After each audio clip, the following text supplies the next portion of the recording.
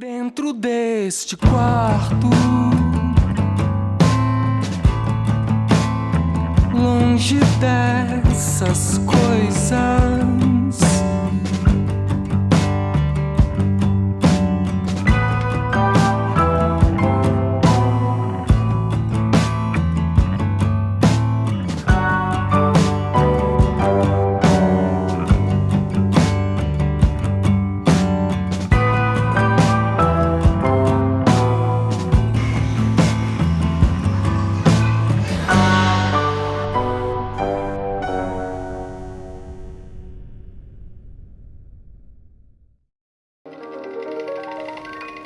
As últimas notícias da Norte América são profundamente impressionantes.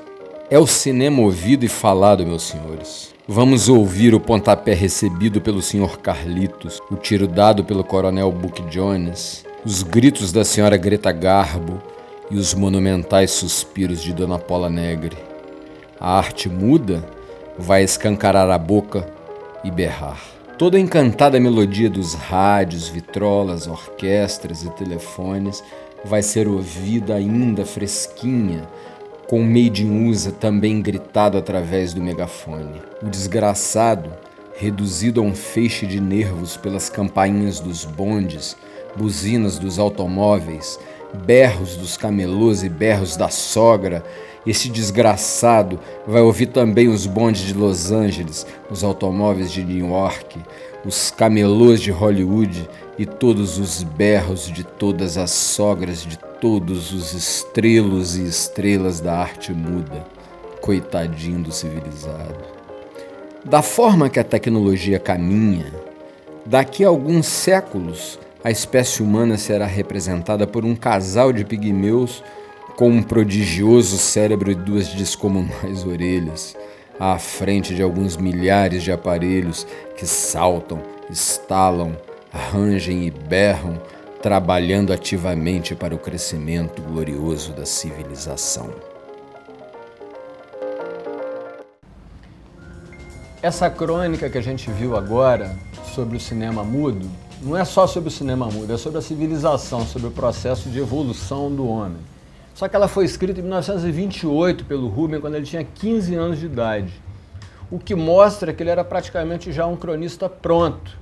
Você vê que as primeiras crônicas ele usava aquele estilo do Nelson Rodrigues em pequenos tópicos de crônica, né? Tinha esses dois modelos, os pequenos tópicos e o texto inteiro.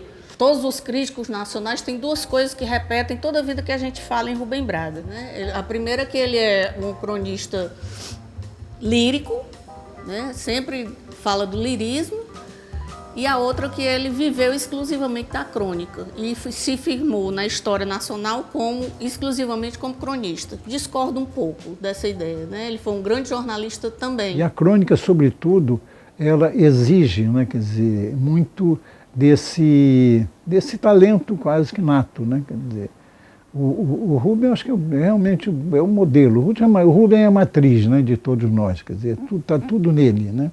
Tudo que você pensou fazer, né, ele já fez antes. Manuel Bandeira dizia que as melhores crônicas do Rubem eram sobre a falta de assunto.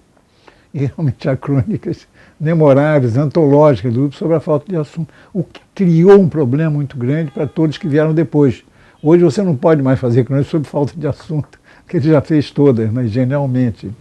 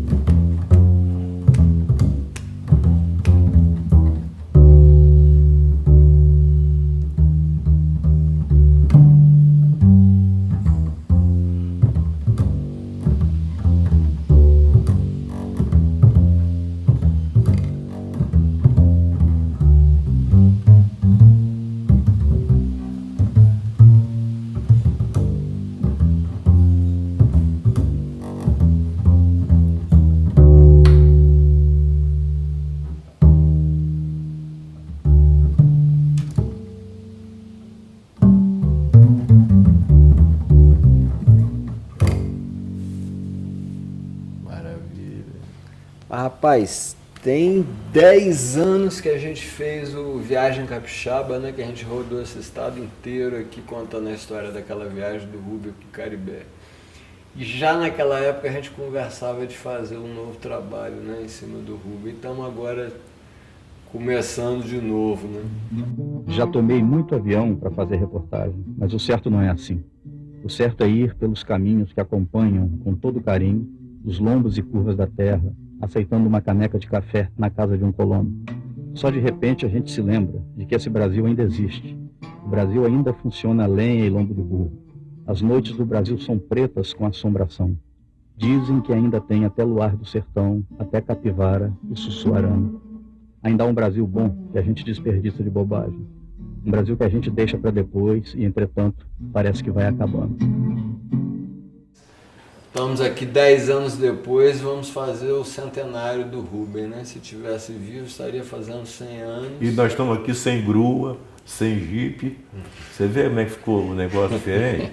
Sem VHS, né, João? Sem torresmo prensado. Torresmo prensado, né? E é um filme que passa até hoje, né? Tem gente que quando eu ponho o chapéu, tem gente que me reconhece até hoje, né? Sabe? Eu já vi você em algum lugar. Não foi você que fez o filme do Rubem? Então esse chapéu Panamá eu tenho que tirar para poder não...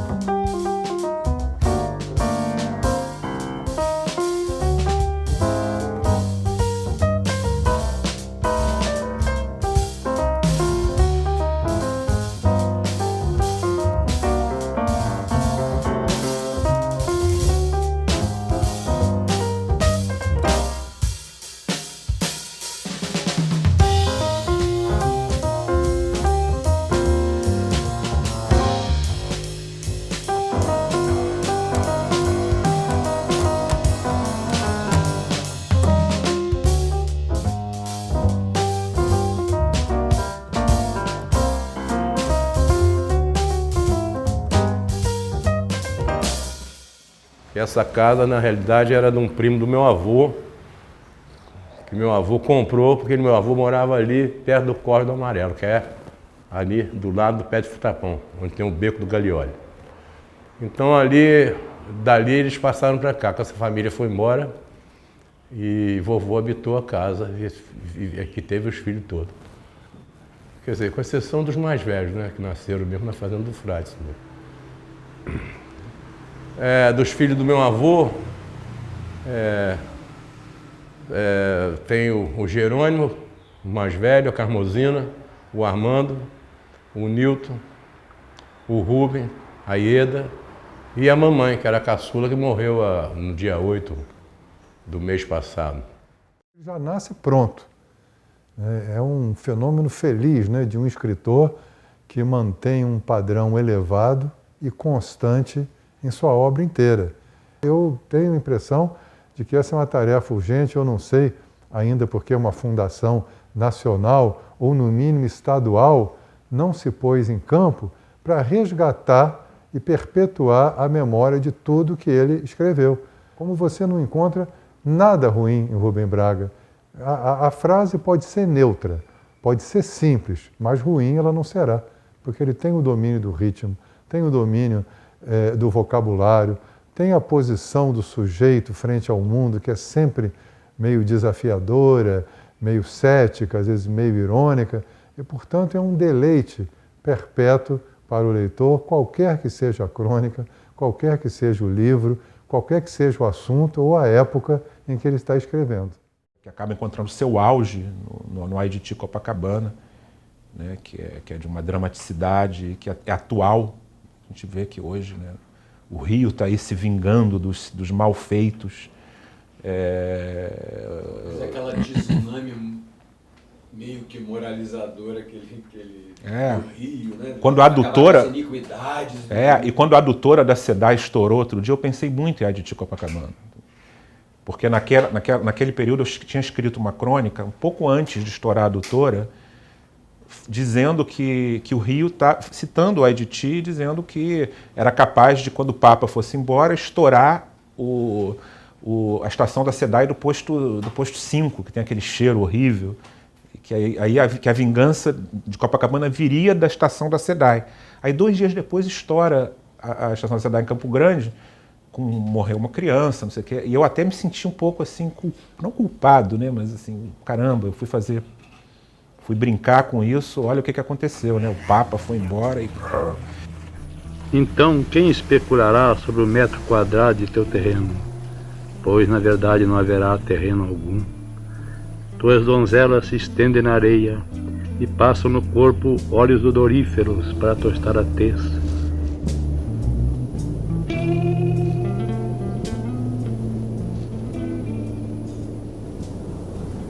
Ai de ti, Copacabana, porque os badejos e as garopas estarão nos poços de teus elevadores. E os meninos do morro, quando for chegado o tempo das tainhas, jogarão tarrafas no canal do Cantagalo, ou lançarão suas linhas dos altos de Babilônia. Os pequenos peixes que habitam os aquários de vidro serão libertados para todo o número de suas gerações. Por que rezais em vossos templos, fariseus de Copacabana, e levai flores para Iemanjá no meio da noite? Acaso eu não conheço a multidão de vossos pecados? Assim, cola escura alfange, a nadadeira dos imensos cações passará ao lado de tuas antenas de televisão. E Sasha, o homem-rã, tocará piano submarino para fantasmas de mulheres silenciosas e verdes, cujos nomes passaram muitos anos nas colunas dos cronistas, no tempo em que havia colunas e havia cronistas. E no Petit Club, os siris comerão cabeças de homem fritas na casca.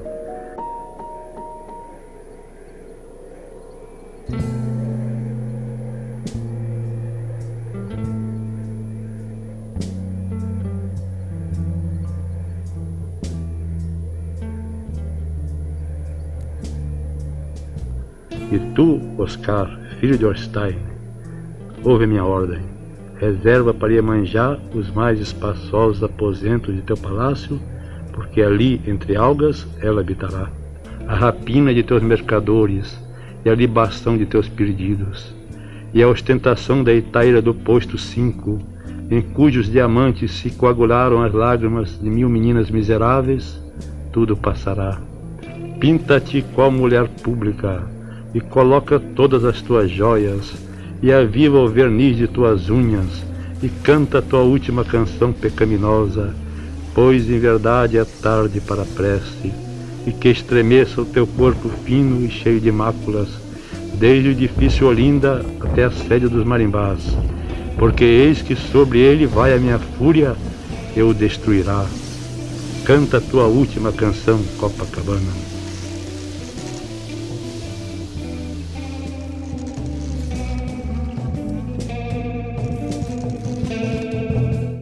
Fazer o Aditi Copacabana, que começou bem bagunçado. Na verdade, esses estudos são anteriores a esse aqui, que já foi feito no computador. Mas, de qualquer maneira, a ideia original do peixinho, com o desenho da calçada de Copacabana, começou aqui. Começou assim, aí vim fazendo umas ilustraçõezinhas do peixinho, aqui usando papel colado embaixo e trabalhando com pastel oleoso, aqui também, aqui já entraram umas antenas. Esse foi um estudo que na época não foi aprovado e eu fiz uma outra ideia, mas a ideia do peixinho eu acabei usando aqui já no computador, usando um filtro lá, e é isso. Essa foi a história do Aditi Copacabana, que na verdade essa ideia aqui tinha sido feita já há muitos anos passados. Eu acho que a Borboleta Amarela, que dá título inclusive ao livro, acho que é uma simbologia da cidade, porque através da borboleta ele descreve, né, a cidade, a parte monumental, a parte do mar. Enfim, eu acho que é o livro que representa um pouco a cidade do Rio de Janeiro.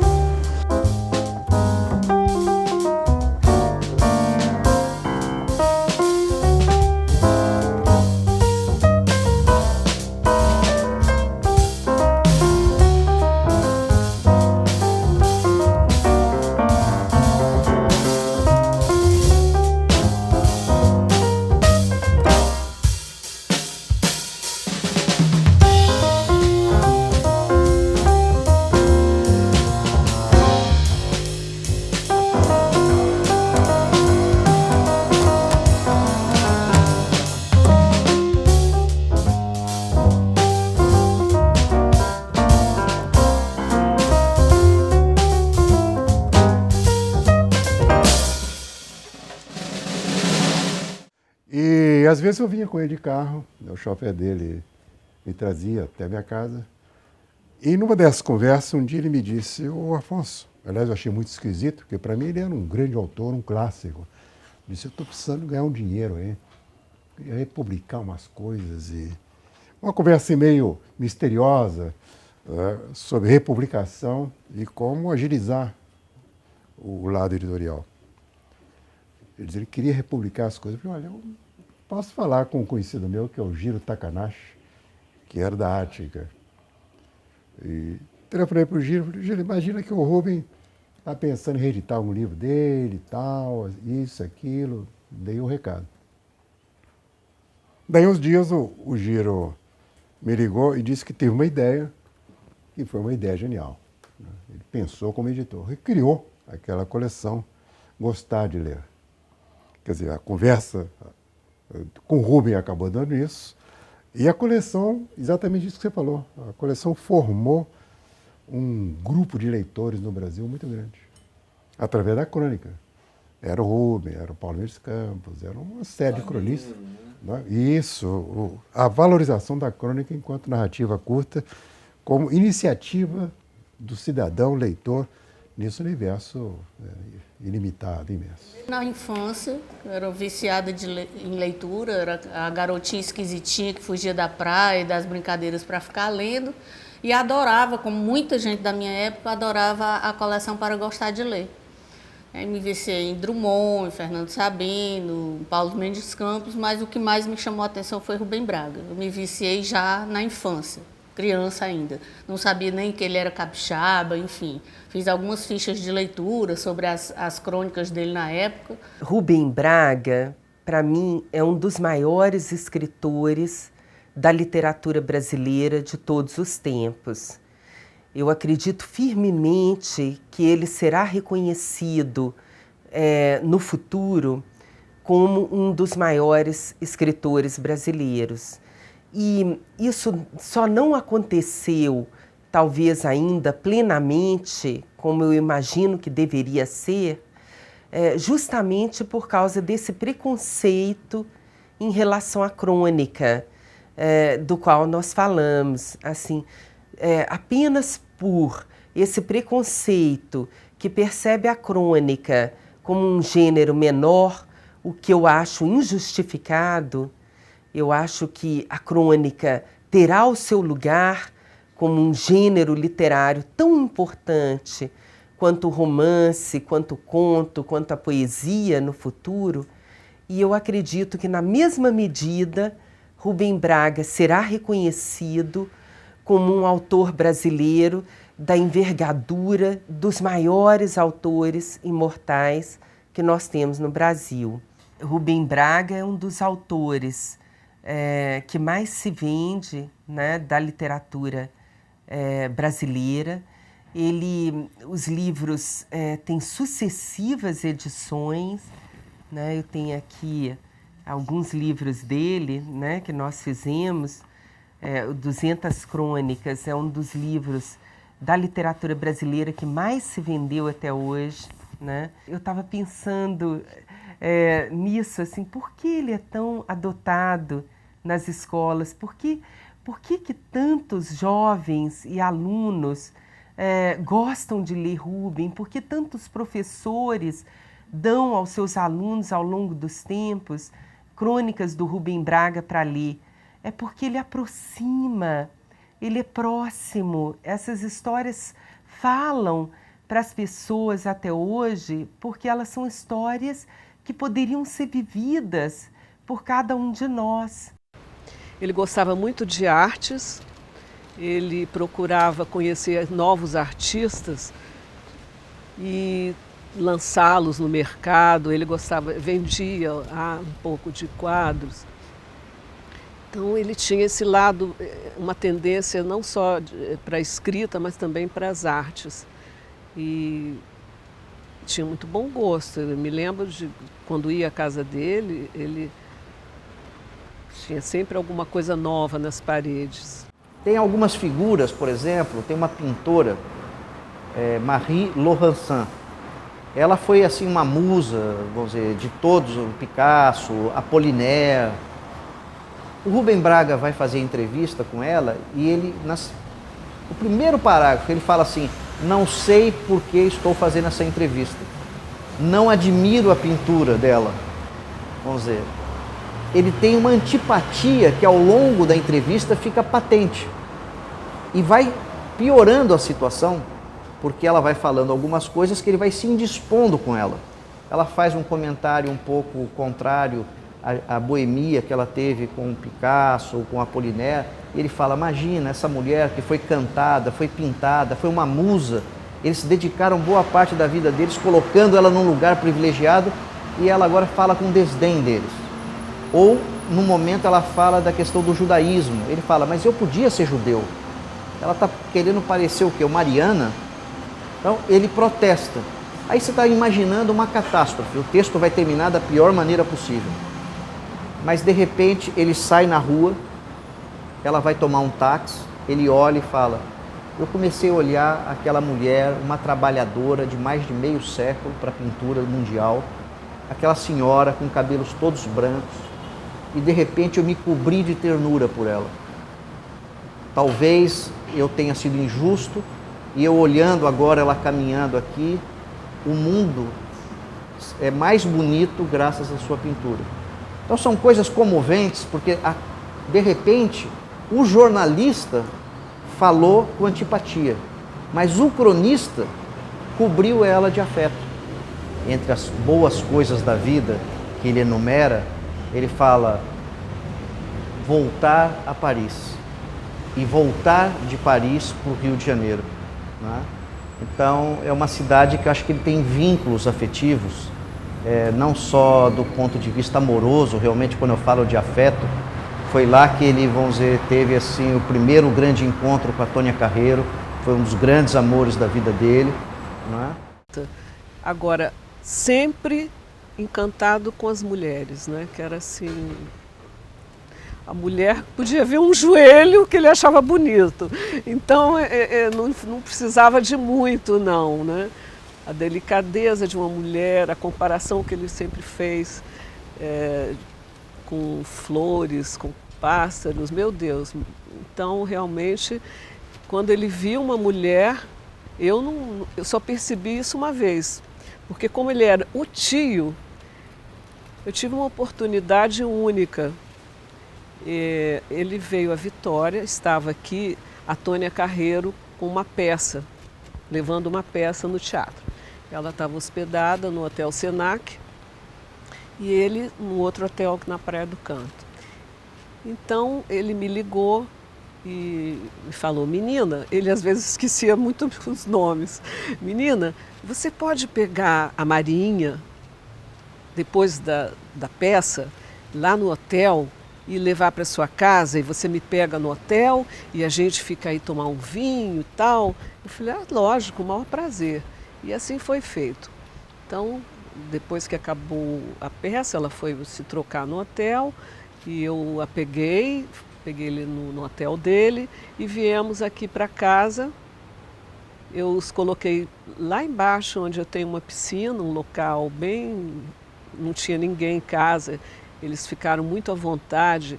E aí eu pude ver quem era Rubem Braga em relação às mulheres, principalmente com a Tônia, que era a musa da vida dele, e o grande amor que realmente depois se transformou numa amizade muito interessante. Eles ficaram a vida toda amigos no final. Ao lado, né, das crônicas da natureza ecológica, você tem crônica realmente de obras-primas, né, de culto à mulher, né, da curtição da mulher, né. Curtia como ele curtia uma obra de arte, né, como ele gostava muito, né, de arte, conhecia muito a arte, né, amigo de Sclia, ele, então, eu acho que a gente não pode deixar, quando se faz a seleção da temática, né, do Rubem, meio obsessiva, eu acho que está ali, né, a musa feminina, né, a mulher. O nada não é para principiantes, né? Você, para chegar ao nada, você tem que viver muito. Você começa pelo tudo, que é a aparência das coisas, E a maturidade consiste em você ir descobrindo que atrás das aparências existe uma outra coisa que é muito mais importante, que tem esse nome chamado nada. Mas que, sendo nada, é tudo. A literatura, todo mundo diz que não serve para nada. Não é isso? Se você diz, você é poeta, você é romancista, se você declara isso na sua casa, as pessoas ficam horrorizadas. Quer dizer, literatura não serve para nada, né? E acontece uma coisa interessantíssima. Se você tirar Homero da Grécia, a Grécia acaba.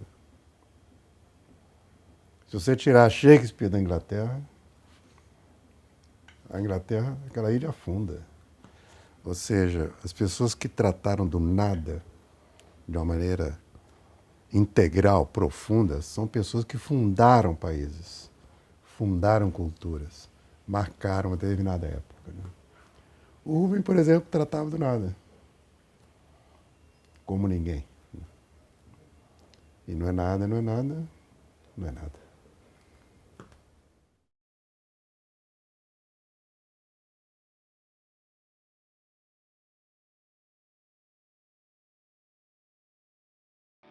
Dentro deste quarto, longe dessas coisas,